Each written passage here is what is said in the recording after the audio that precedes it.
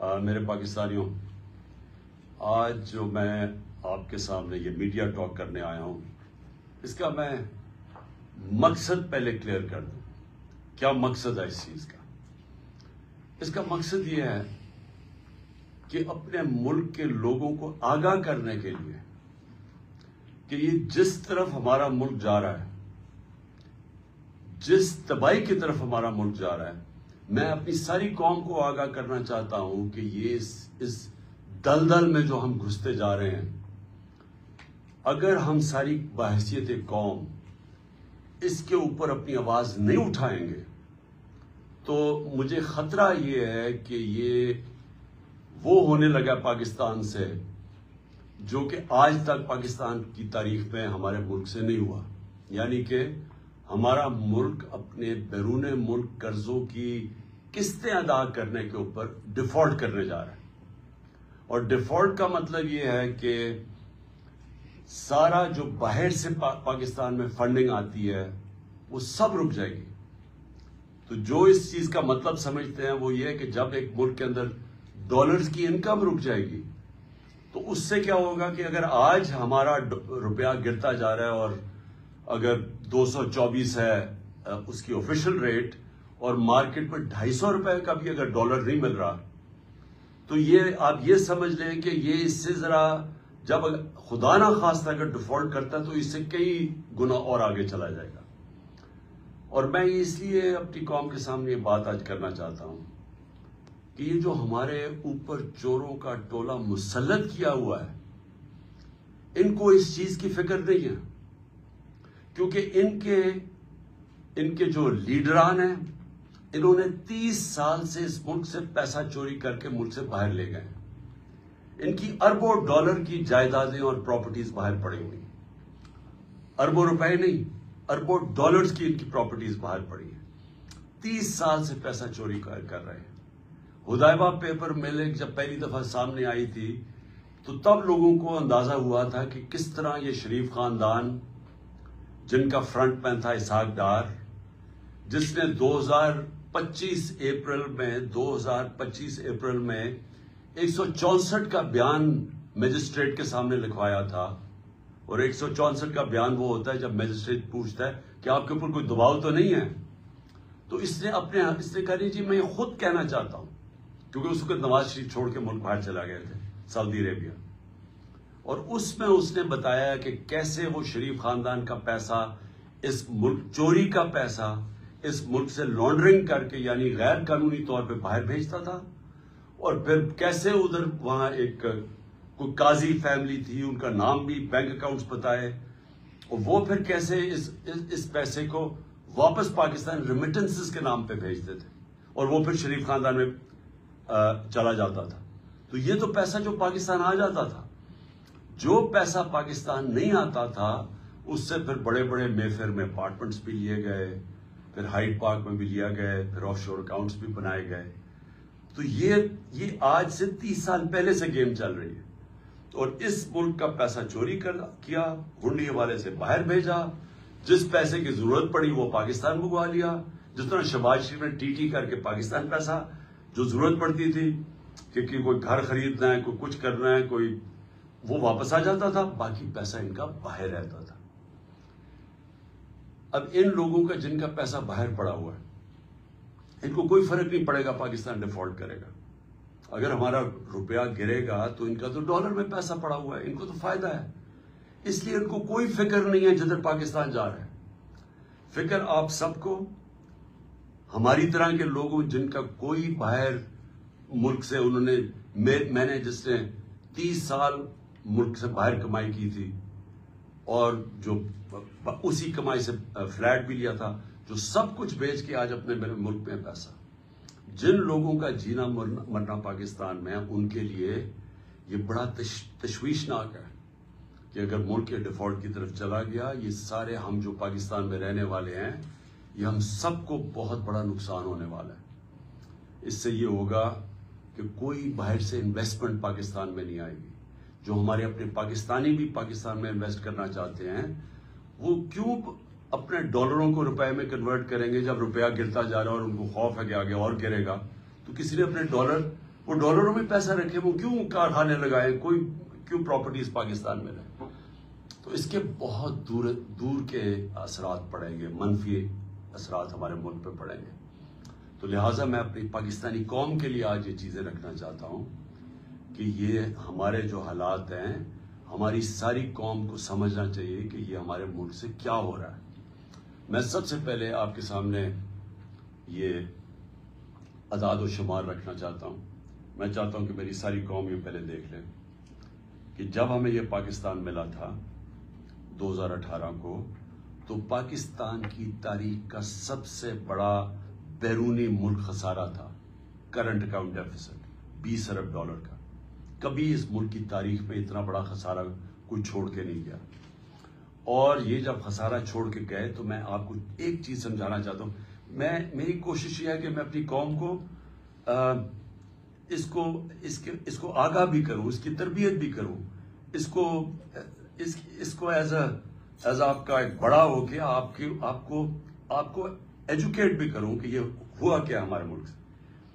یہ جب خسارہ چھوڑ کے گئے تھے تو جو پٹرول، جو تیل ہے، جو اصل وجہ ہے کہ ہمارا جو خرچہ، ہمارے ڈالر کیوں کم ہوتے ہیں، کیونکہ ہماری جو سب سے زیادہ امپورٹ باہر سے ہوتی ہے، جو ہم باہر سے خریدتے ہیں، وہ تیل، پیٹرولیم پروڈکٹس. تو ان کے دور میں تقریباً آدھی قیمت تھی تیل کی عالمی منڈی میں. جب ہماری باری آئی تو یہ سمجھ جائیں کہ یہ تیل کی قیمت، یہ جو کرونا سے کہ جب کرونا کی وجہ سے سپلائی شارٹیجز ہوئے ہیں، تو ہمارے دور میں آخری وقت پہ $103 سے تیل گیا 115 $20 تک بھی پہنچا. تو جب تیل بڑھتا ہے تو پھر ہماری امپورٹس بڑھ جاتی ہیں، امپورٹس بڑھتی ہیں، ڈالرز ہمارے زیادہ خرچ ہوتے ہیں، ڈالر کم ہو جاتے ہیں. ڈالر جب کم ہوتے ہیں تو روپے کے اوپر پریشر پڑتا ہے اور ہمارے ریزرو پہ پریشر پڑتا ہے. تو اب یہ سمجھیں کہ یہ جو پاکستان چھوڑ کے گئے تھے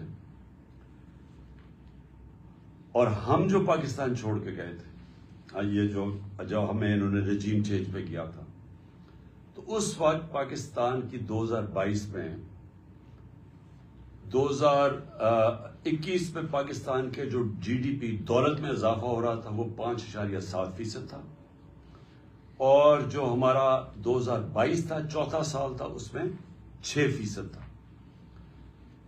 5.7 اور 6% پاکستان کی تاریخ میں یہ صرف اور صرف اگر اس طرح کی پاکستان کی جی ڈی پی گروتھ ہوئی یا دولت میں اضافہ ہوا، یہ مارشل لاز میں ہوا تھا، ایوب خان کے زمانے میں، یا یہ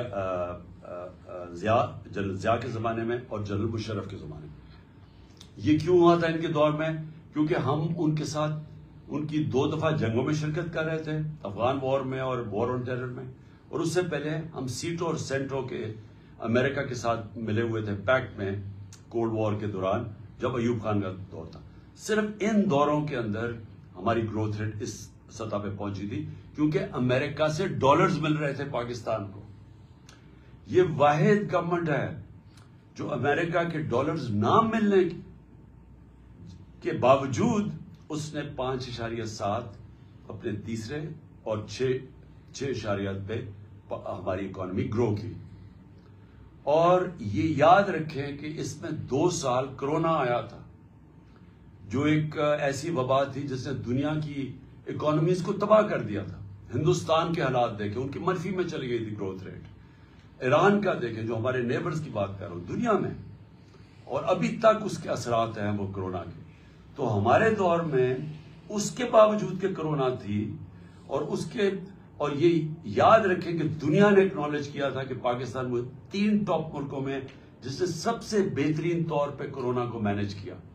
اور اس کے ثبوت کیا ہے کہ ہم نے اپنی اکانومی بچا لی، اپنے غربت بچا لی، اپنے روزگار بچایا لوگوں کا، اور ہمیں اپنی انڈسٹری بچا لی، اور ہم نے یہ 5.7 اور 6% پہ گرو کیا. ہماری ریکارڈ ریمیٹنسز تھی، بیرون ملک پاکستانی کو سب سے زیادہ ہمارے پہ اعتماد تھا. 31 ارب ڈالر کی انہوں نے ریمیٹنسز بھیجی جو ریکارڈ تھا. نون لیگ کی دور میں 19.6% ریمیٹنسز تھی. ہم نے ادھر سے لے کے گئے 3.5 سال میں 32 ارب ڈالر پہ.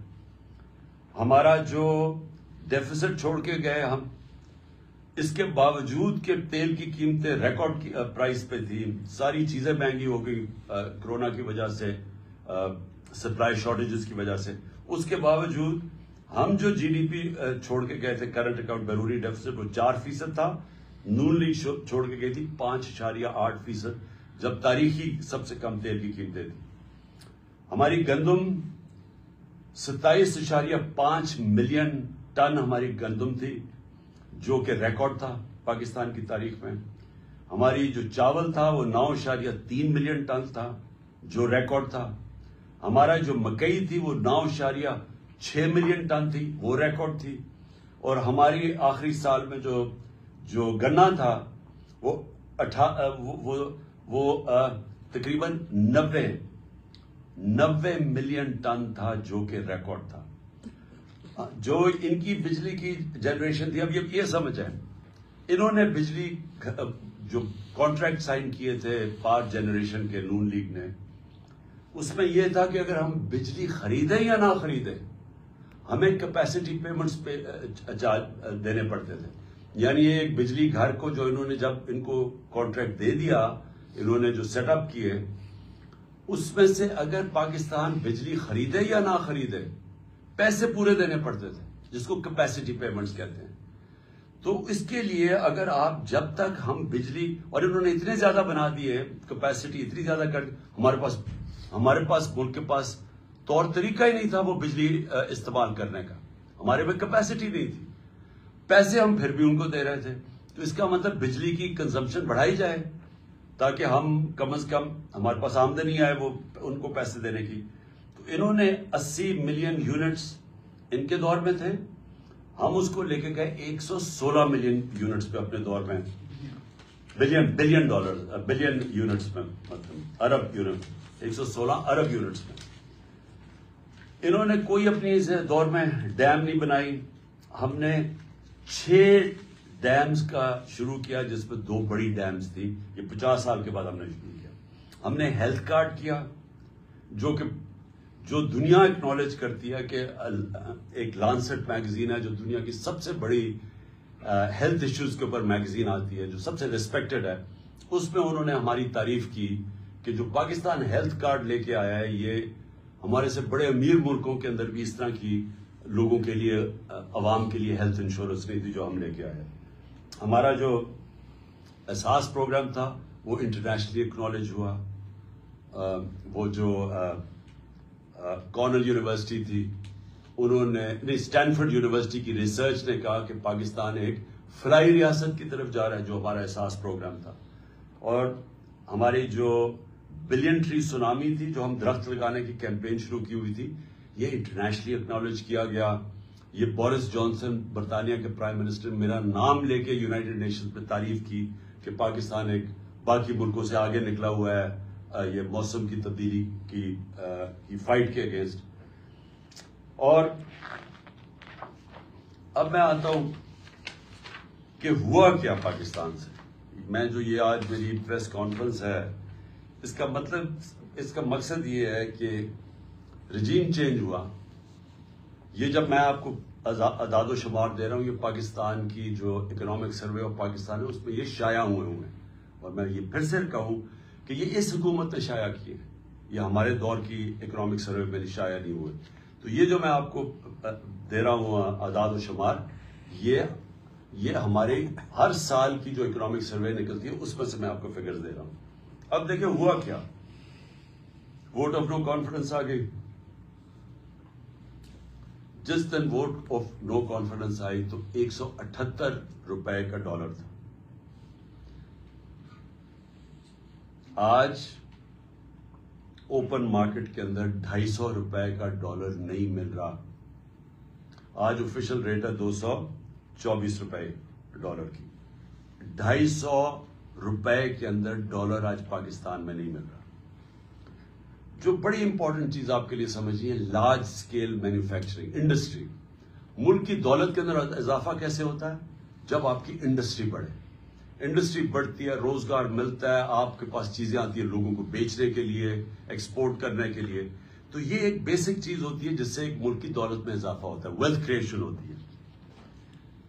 ہمارا جو آخری مارچ کا مہینہ تھا 27% پاکستان کی لارج سکیل مینوفیکچرنگ میں گروتھ ہوئی، اس پہ اضافہ ہوا. اور یہ کتنے سالوں کے بعد پاکستان کی انڈسٹری اسی طرح ریوائیو ہوئی.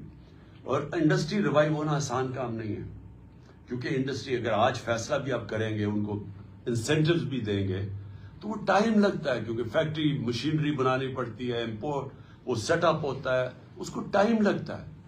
آپ اگر آج فیصلہ کریں، فائدہ کریں کسانوں کا، تو آج اگر اس کو انسینٹیوز دیں گے، وہ 6 مہینے 7 مہینے کے بعد وہ فصل اگائے گی.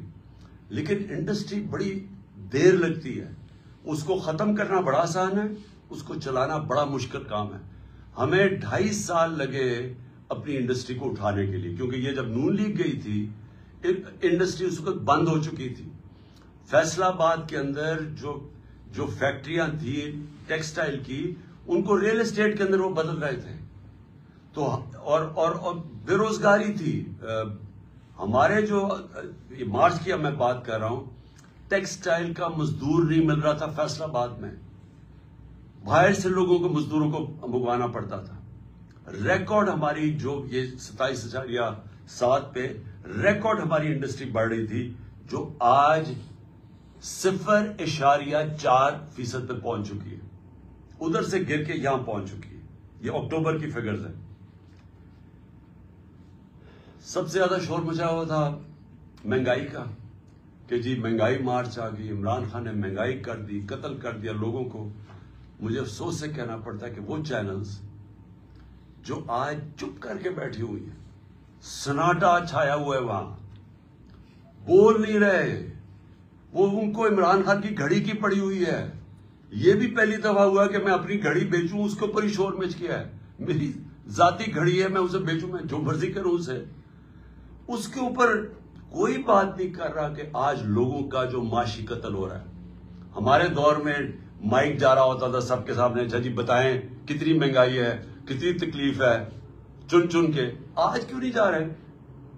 آج ذرا یہ سنیں کہ ہمارے دور میں جب لوگوں کے پاس جا رہے تھے مہنگائی کتنی تھی، تو انفلیشن تھی 12.5%. اس پہ جناب بلاول بھٹو نے اتنا جوش میں کہ میں مہنگائی مارچ کرنے لگا ہوں، میں کانپے ٹانگ دیں گے اسلام آباد میں پہنچ کے. تو آج مہنگائی کدھر پہنچی ہے؟ 24% کے اوپر. دگنی ہے آج مہنگائی اس دور کی. کوئی کسی کو فکر نہیں ہے کہ مہنگائی میں کیا ہو رہا ہے. 50 سال میں سب سے زیادہ مہنگائی ہے آج پاکستان میں. کتنے لوگ ہیں، کتنے وہ میڈیا ہاؤسز اپنے ضمیر جگائیں. پیسہ سب کچھ نہیں ہے.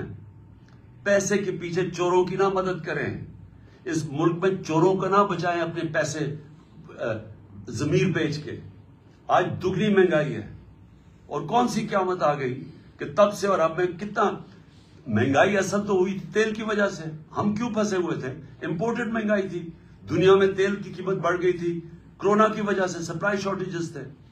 تو آج انٹرنیشنل مارکیٹ میں تیل کی قیمت کیا ہے؟ $80 سے بھی نیچے آ گئی ہے. آج $70 اور $80 کے بیچ میں قیمت ہے. ہمارے دور میں $103 سے $115 تک تیل کی قیمت تھی، جس کی وجہ سے ہمیں مشکل پڑی ہوئی تھی مہنگائی روکنے کے لیے.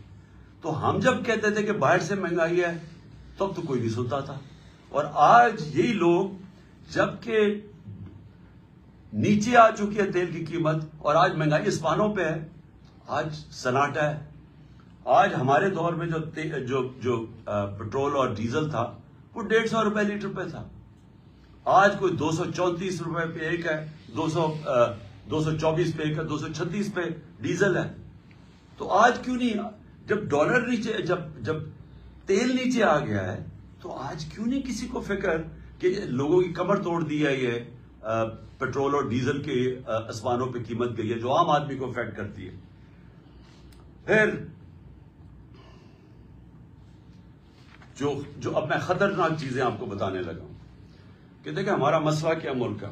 ہمارا مسئلہ یہ ہے کہ یہ جو 2 خاندان 30 سال سے بیٹھے ہوئے تھے اور اس سے پہلے ملٹری ڈکٹیٹرز تھے، 60 کی دہائی کے بعد کبھی کسی پاکستان کی حکومت نے زور نہیں لگایا ایکسپورٹس بڑھانے میں. جب تک آپ ایکسپورٹس نہیں بڑھائیں گے ڈالرز ملک میں کیسے آئیں گے؟ نون لیگ کے پچھلے 5 سال میں ایکسپورٹس 0 بڑھی ہیں. 5 سالوں میں ان کی ایکسپورٹس نہیں بڑھی. تو جب ایکسپورٹس نہیں بڑھیں گی، مجھے آج تک یہ نہیں سمجھ آئی کہ ملک کی دولت میں کیسے اضافہ ہوگا. کیسے ایشیا ٹائیگر بنا دیں گے تو لاہور کو پیرس میں بنا دیں گے.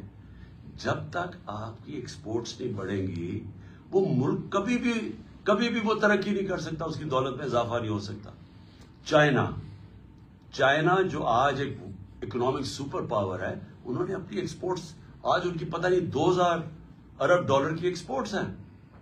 ہماری آج ایکسپورٹ جب ہمیں ملا تھا پاکستان تو 24 ارب ڈالر کی ایکسپورٹس تھی 22 کروڑ پاکستانیوں کی، اور ہمیں فخر ہے کہ ہم اس کو لے گئے 33 ارب ڈالر پہ. کیونکہ وہ بھی بڑا زور لگا کے، کیونکہ کرونا تھا، کرونا کی وجہ سے دنیا بند ہوئی تھی. 2 سال تو چائنا بند رہا ہے، تو اس کے باوجود ہم 33 ارب ڈالر. تو ایکسپورٹس کے اوپر کبھی کسی نے زور لگایا نہیں ہے. تو آج پاکستان کے اندر جو خوفناک بات کیا ہے کہ ہماری ایکسپورٹس گرنی شروع ہو گئی ہے.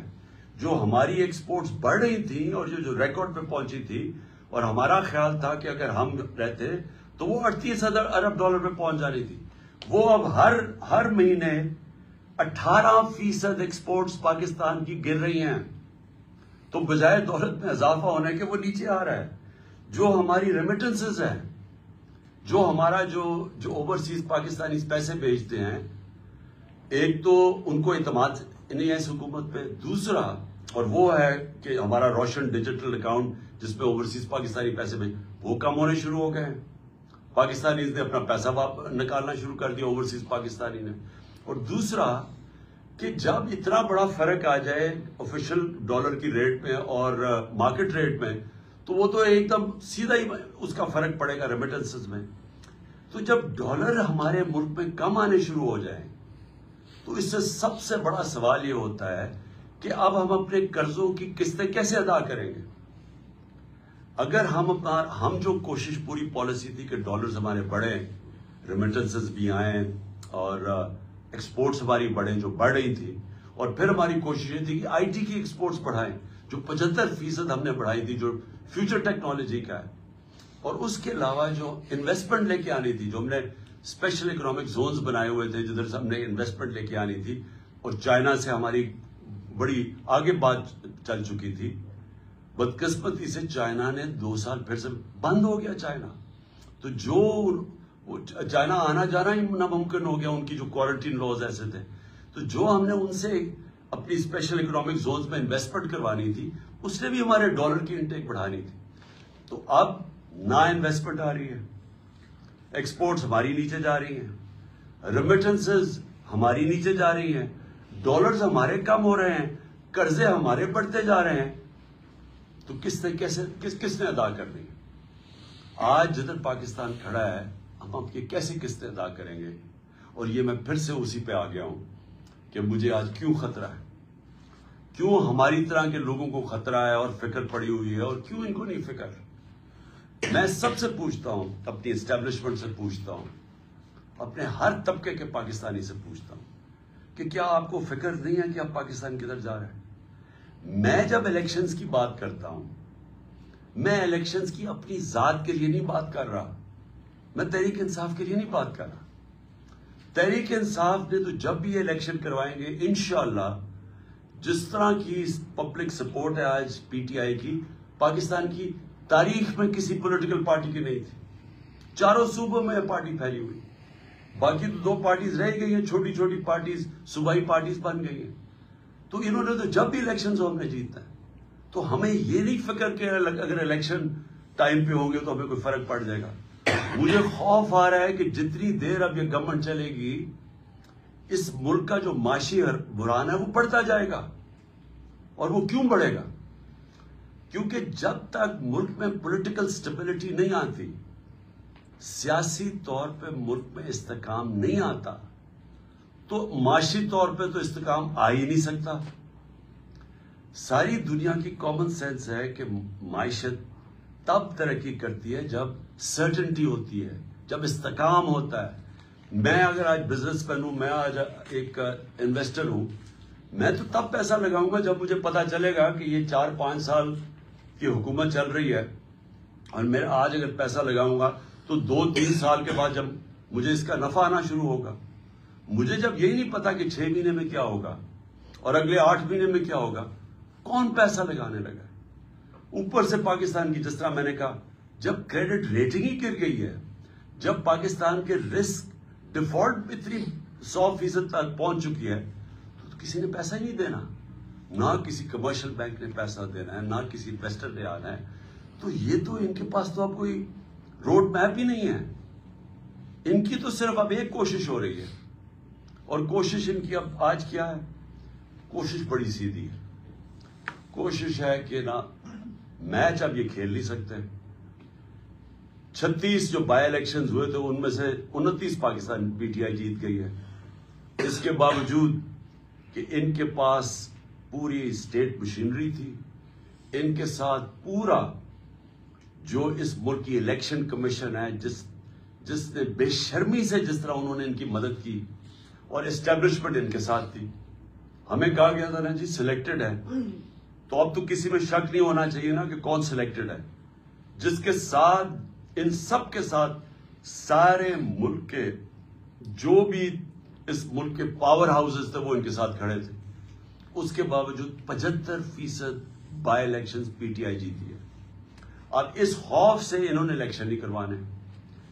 نواز شریف وہاں باہر بیٹھا ہوا ہے, اس نے وہ الٹا لٹک جائے گا, الیکشن نہیں کروائے گا, کیونکہ اسے پتا ہے الیکشن میں رزلٹ ان سے بہت برا ہونا ہے. لہٰذا یہ ڈیلے کرنا چاہتے ہیں. ان کی تو اگر کوشش ہو تو یہ تو اس سے بھی آگے جانا چاہتے ہیں. تو اگر یہ الیکشن نہیں ہوگا, تحریک انصاف کا نقصان نہیں ہونے لگا, ملک کا نقصان ہو رہا ہے. ملک جس تیزی سے نیچے جا رہا ہے, مجھے چھوڑیں, باہر کے کوئی بھی انڈیپینڈنٹ جو معیشت کے تجزیہ کار ہیں کسی سے پوچھ لیں. یہ جو موڈیز اور فچ جو کریڈٹ ریٹنگ کرتے ہیں دنیا میں ملکوں کی, کیا وہ تو ہمارے ساتھ نہیں ہیں جو کہہ رہے ہیں کہ آج پاکستان کی ریٹنگ بالکل نیچے گر چکی ہے. جو آج اگر ہماری جو سی اے ڈی ہے, جو ہمارا جو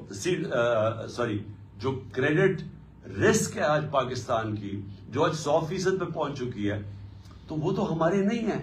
اس کا مطلب ساری چیزیں بتا رہے ہیں کہ ملک جا رہا ہے اس وقت معاشی تباہی کی طرف, اور اس کو نکالے گا صرف الیکشن. اب یہ کیا کوشش کر رہے ہیں, میں سب قوم کے سامنے آخر میں یہ بات رکھنا چاہتا ہوں. ان کی کوشش کیا ہے؟ ان کی نمبر 1 کوشش یہ ہے کہ ان کے سارے کرپشن کے کیسز ختم ہوں. مجھے بڑے افسوس سے کہنا پڑتا ہے کہ ان کو NRO 2 دیا گیا, اور جس نے دیا ہم سب جانتے ہیں کس نے ان کو NRO 2 دیا. NRO 1 جنرل مشرف نے دیا, NRO 2 ادھر جو ملک کا طاقت میں تھا اس نے دیا. اور اس کی وجہ سے کیا ہوا ہے کہ سارے کرپشن کے کیسز ان کے ختم ہو رہے ہیں ایک ایک کے. اور وہ کرپشن کیسز جو ان کے دور میں بنے ہوئے تھے, یہ کیسز ہمارے دور میں نہیں. سوائے شہباز شریف کے کیسز, جو FI کا کیس تھا, اور جو وہ TT کا کیس 24 ارب کے جو اس خاندان پہ کیسز تھے, باقی سارے کیسز ان کے پرانے کیسز تھے. سارے کیسز باری باری معاف ہو رہے ہیں. انہوں نے NRO 2 اپنے آپ کو NRO 2 جو کہ اسمبلی کے اندر قانون پاس کر کے جو نیب میں ترمیم کی ہے, اب یہ سب بچ جائیں گے. اور یہی مقصد ان کا آنے کا تھا. ملک کا پھر سے میں آپ کو, ان کو کوئی فکر نہیں ہے کہ ان کے پیسے باہر پڑے ہیں, تو ان کو کرپشن کے اپنے کیسز معاف کروائیں گے ایک ایک کر کے. ہر روز ہم دیکھتے ہیں کہ کبھی وہ پہلے مریم بچ گئی, پھر اس کے بعد وہ اسحاق ڈار آیا, وہ ڈرائی کلین ہو گیا. اس کے بعد اب یہ رانا ثناء اللہ کو بھی انہوں نے فیصلہ کیا کہ یہ تو بالکل ہی صاف اور شفاف ہو گیا ہے. اور پھر اب سلمان شہباز صاحب لندن سے واپس آ رہے ہیں, جو کہ مفرور تھا. کس چیز پہ مفرور تھا؟ کیونکہ یہ اس کی کمپنی تھی رمضان کا, یہ ڈائریکٹلی اس کا CEO یا ڈائریکٹر تھا. 16 ارب روپے کے انہوں نے نوکروں کے نام پہ پیسہ لیا. اور ان کی فیملی میں ڈسٹریبیوٹ ہوا.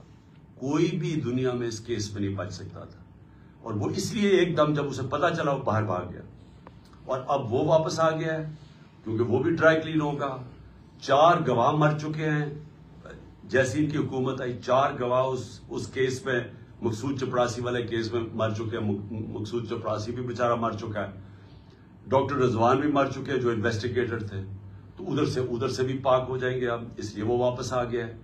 اور جو ٹی ٹی کے کیس ہے, جو انہوں نے فلودہ والا اور وغیرہ کے نام اور پتہ نہیں چینی والا کے نام پہ جو کبھی پاکستان سے باہر بھی نہیں گئے تھے, انہوں نے ان کے پاسپورٹ لے کے تو اربوں روپیہ ان کے نام پہ پاکستان منگوایا. وہ بھی اب سارے کیسز میں ڈرائی کلین ہو جائے گی. کوئی نیب کا اپنا اوپر آدمی انہوں نے رکھ دیا, ایف آئی اے کا انہوں نے اپنے دونوں ادارے تباہ کر دیے ہیں صرف اپنے آپ کو بچانے کے لیے. اور باقی ان 2 اداروں کا یہ کام اب ہے کہ کیوں یہ ٹائم چاہتے ہیں. یہ ٹائم اس لیے چاہتے ہیں کہ تحریک انصاف کے اوپر کیسز کیے جائیں, عمران خان کو ڈسکوالیفائی کیا جائے, کیسز ڈھونڈو کسی طرح اس کو ڈسکوالیفائی کیا جائے. اپنا انہوں نے ایک بددیانت دار الیکشن کمشنر بٹھایا ہوا ہے. کبھی کسی ملک کی تاریخ میں ایسا نہیں ہوا کہ وہ ایک آدمی 2.5 سال سے ہمارے خلاف فیصلے کر رہا ہے. ہم 8 دفعہ عدالت میں گئے ہیں اس کے فیصلوں کے خلاف, انہوں نے اوور ٹرن کر دیا, اس کے فیصلے رد کر دیے. ہم سپریم جوڈیشل کاؤنسل میں اس کو لے کے گئے ہوئے ہیں, ہم نے اس کے اوپر کیسز کیے ہوئے ہیں, ہمارے کیسز نہیں سنے جا رہے ہیں اور وہ ہمارے اوپر کیسز پہ کیسز کیے جا رہے ہیں. اور صرف ایک پوائنٹ ایجنڈا ہے کہ مجھے ڈسکوالیفائی کرے اور ہماری پارٹی کو نقصان پہنچائے. ایک منٹ. اور میں جو اس کے ساتھ ساتھ جو سب سے بڑا جو میں آخر میں بات کرنا چاہتا ہوں وہ اعظم سوادی کی ہے. میں سمجھتا ہوں کہ ایسا میں نے اپنے ملک میں مارشل لاز میں ایسے حالات نہیں دیکھے جو اعظم سوادی سے ہو رہا ہے. اعظم سوادی کا قصور کیا تھا؟ اس نے ایک ٹویٹ کی جس نے اس نے جنرل باجوہ کو کہا کہ اس نے NR-2 دے دیا پاکستان میں. یہ سارا پاکستان کو پتا ہے کہ اس نے NR-2 دیا, لیکن اس کے اوپر جو اس کو سزا ملی ہے, کون سے معاشرے کے اندر اس طرح کا ظلم ہوتا ہے کہ ایک سینیٹر اپنا پوائنٹ آف ویو نہیں دے سکتا؟ بھئی آپ کہتے نہیں دیا, لیکن یہ تو نہیں کر سکتے آپ کو ننگا کر کے اس کو مارو, بچوں کے پوتوں پوتیوں کے سامنے اس کے اوپر ظلم تشدد کرو, اس کے بعد اس کو یہ جو آپ کر رہے ہیں اس کی پھر بیوی کے اور بیٹی کے سامنے گندی کیسٹ بھیجو, اس کے بعد وہ اس کے اوپر کیسز کر دو, کوئی 30 کیسز کر دو. اس جو ہارٹ کا مریض ہے اس کو کوئٹہ بھیجا جائے ان حالات کے اندر, پھر اس کو اب سندھ پہنچا دیا ہے. اس کے گھر کے اوپر انہوں نے واردات کی ہے, ایک دم CDO کو پتا چل گیا کہ اس نے کچھ اس کا گھر سیل کر دیا. کون سی دنیا کے اندر اس طرح کے حالات ہوتے ہیں جو اپنے آپ کو جمہوریت کہتی ہے؟ یہ ظلم کا نظام ہے, اس کی انتہا ہے. اس کے اوپر میں صرف ختم کرتا ہوں حضرت علی کا قول سے کہ کفر کا نظام چل جائے گا لیکن اس طرح کا ظلم کا نظام نہیں چل سکتا. خان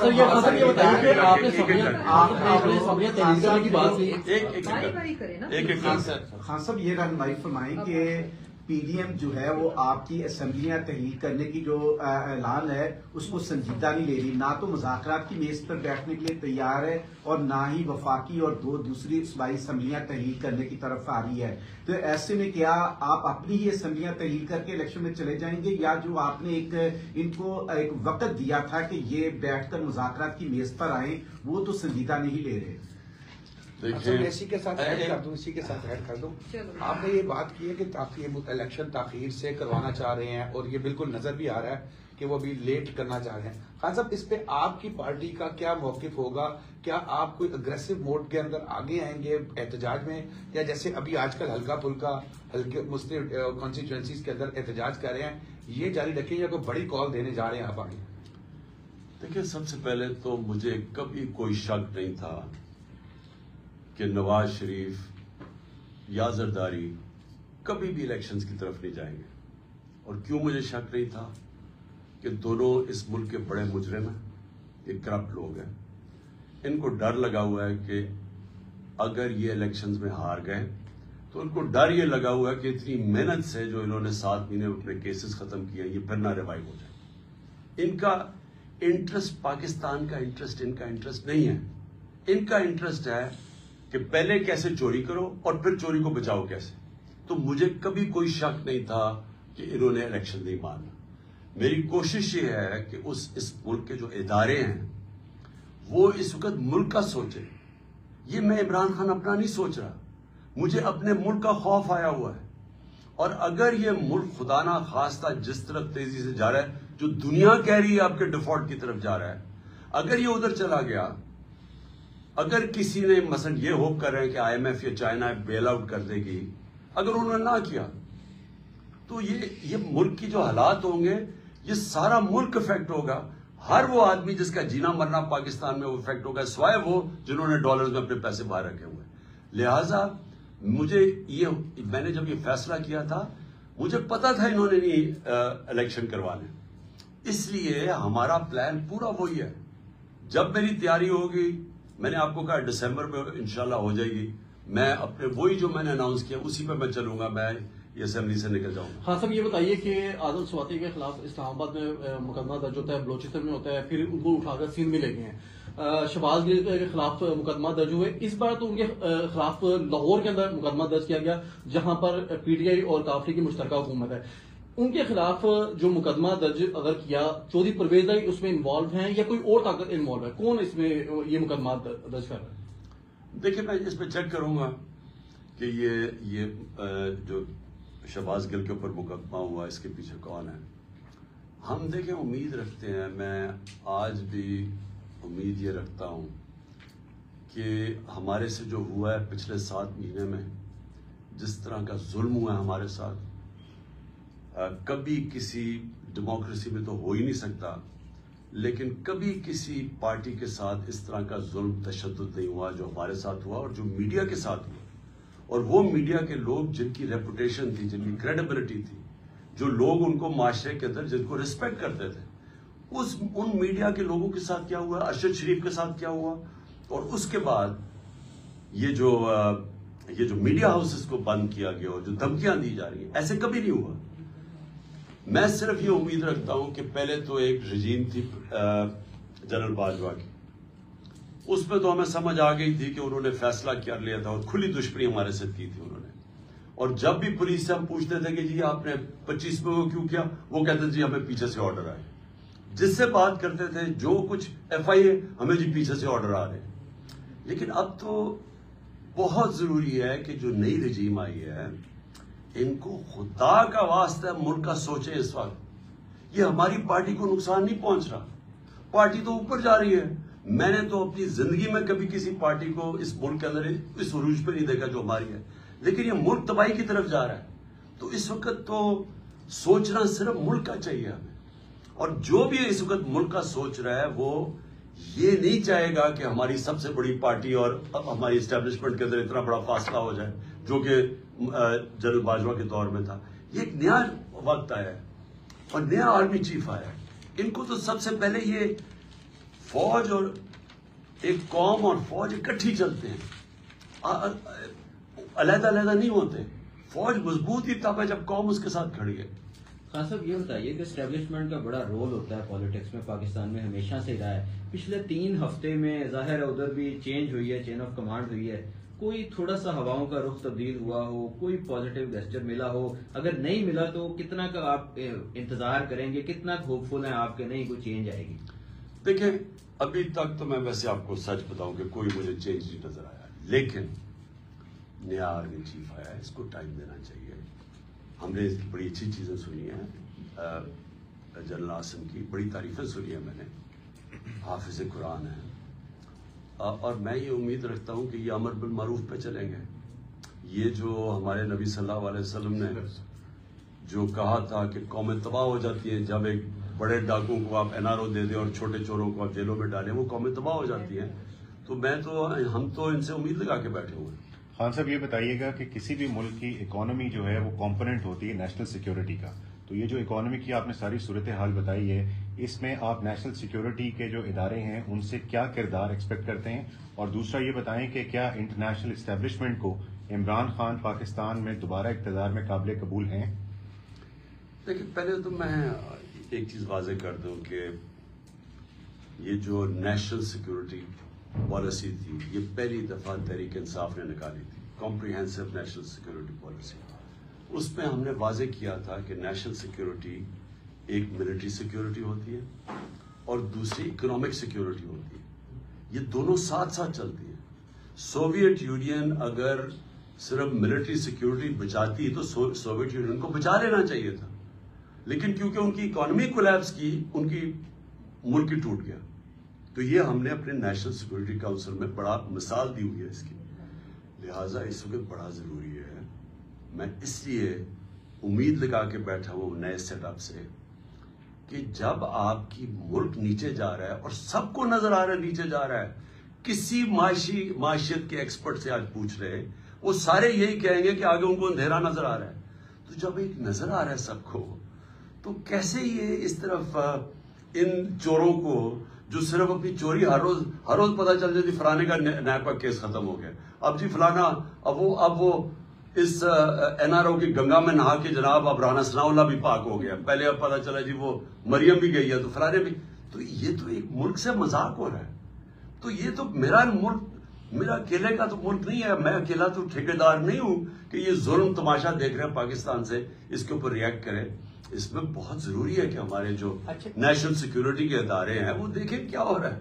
اچھا خان صاحب یہ بتائیں کہ الیکشن کمیشن میں آپ کے خلاف مختلف کیسز چل رہے ہیں، اگر کسی کیس میں آپ کو نااہل کیا جاتا ہے جس کا آپ خود بھی ذکر کر رہے ہیں، تو پھر پی ٹی آئی اور آپ کا ری ایکشن کیا ہوگا؟ اور دوسرا آپ کی جو اتحادی جماعت ہے پنجاب میں خصوصاً، وہ اسمبلیاں توڑنے کے معاملے پر کچھ تذبذب کا شکار دکھائی دیتی ہے، تو کس طرح توڑ پائیں گے؟ دیکھیں ہمارے ساتھ پوری طرح، میں آپ کو واضح کر دوں، ہاں موقف مختلف ہوتا ہے، ان کا اپنا موقف ہے کہ وہ سمجھتے ہیں شاید آگے جانا چاہیے،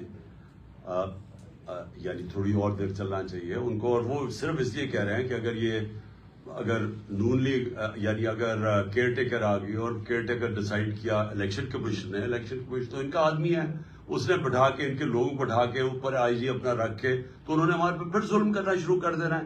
ان کا یہ پوائنٹ ٹھیک ہے، لیکن انہوں نے مجھے پورا اختیارات دیے ہوئے ہیں کہ جب بھی میں چاہوں گا کہ اسمبلی توڑنا، ان پورے میرے ساتھ کھڑے ہیں اس کے اوپر، اس میں کوئی شک نہیں ہے.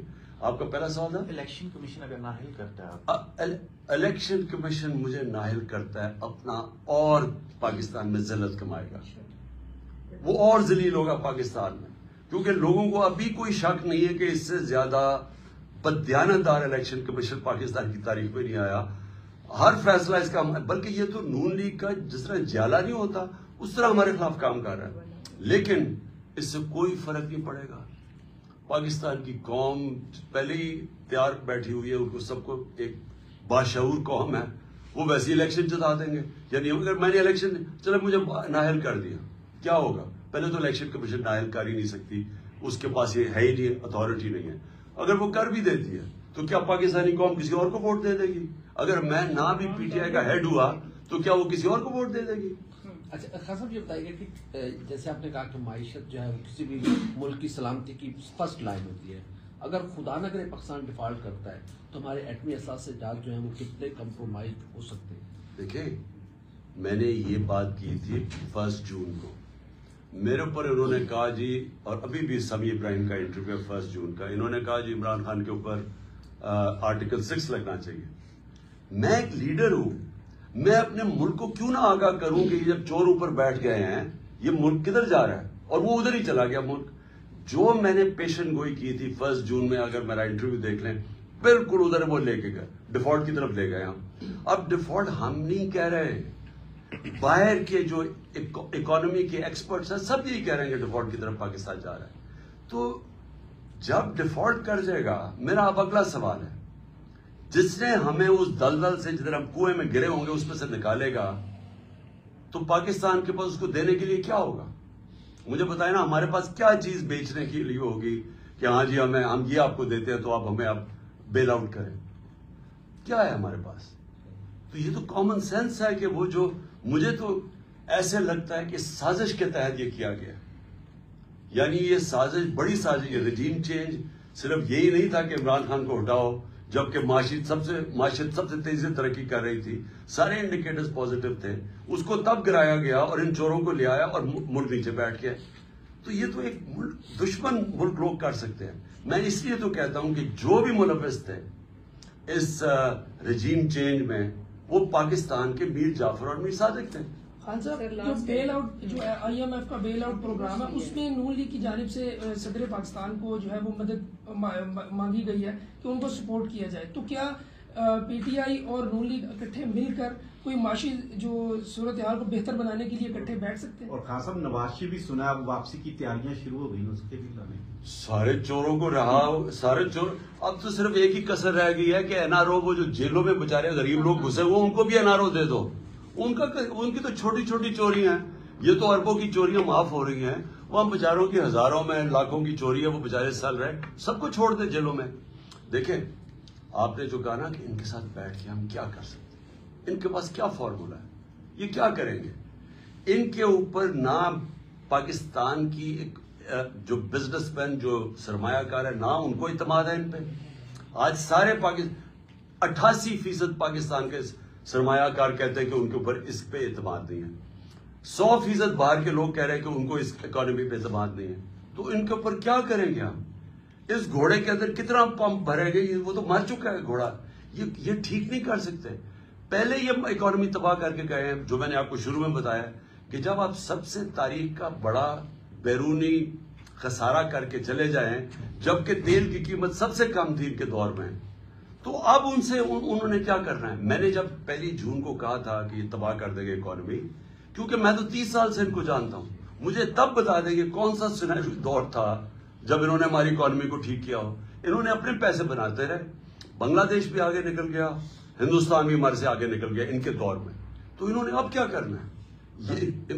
میں آج آپ کو کہہ رہا ہوں کہ ان کو جب پہلا موقع ملا انہوں نے ملک چھوڑ کے پھر باہر بھاگ جانا. 21 دسمبر کو ہوگی, 21 دسمبر کو پنجاب اور KP کی اسمبلی ہوں گی یا نہیں ہوں گی؟ میں آپ کو دسمبر کی آپ کو دسمبر ایک لاسٹ کوشچن. مطالبہ کرتے ہیں کہ فوج جو ہے یا اسٹیبلشمنٹ وہ معاملات کو بیچ میں داخل ہو, مداخلت کرے, چیزوں کو سیدھا کرے. تو سر یہ آئین میں تو ایسی کوئی گنجائش موجود نہیں ہے. آئین میں گنجائش تھی کہ آپ منڈی لگائیں سندھ ہاؤس کے اندر اور 20-20 کروڑ روپیہ دے کے لوگوں کو خرید کے چینج کریں. کیا آئین میں اس کی گنجائش تھی کہ کھلے عام آپ چوری کے پیسے سے چوروں کو خرید رہے ہیں, اپنے لوگوں کو خرید رہے ہیں اور لوٹا بنا رہے ہیں؟ کبھی سنا یہ برطانیہ کے اندر ہوا ہو یا کینیڈا میں ہوا ہو یا آسٹریلیا میں جدھر پارلیمنٹری ڈیموکریسی ہے؟ وہ آئین میں کیا گنجائش ہے؟ یہ تو آئین کے اندر کیا گنجائش ہے NRO 2 کی؟ مجھے بتائیں, پبلک کا پیسہ چوری ہوا ہے, پیسہ گورنمنٹ عوام کا پیسہ چوری ہوا ہے, NRO ان کو کیسے مل گیا؟ کہیں دنیا کے اندر آپ نے سنا ہے کوئی دنیا کا ایک ملک ہے جس کے اندر چوروں کو NRO مل جائے؟ مجھے ایک بتائیں, برطانیہ میں بتائیں کبھی کسی کو NRO ملا ہے, کبھی آسٹریلیا میں ملا ہے, کسی مہذب معاشرے میں ملا ہے؟ تو آئین تو ان کو تب سوٹ کرتا ہے کہ جب آپ ان کو فائدہ ہو تو آئین کو یاد آ جاتا ہے, باقی تو آئین کی انہوں نے ہمیشہ دھجیاں اڑائی.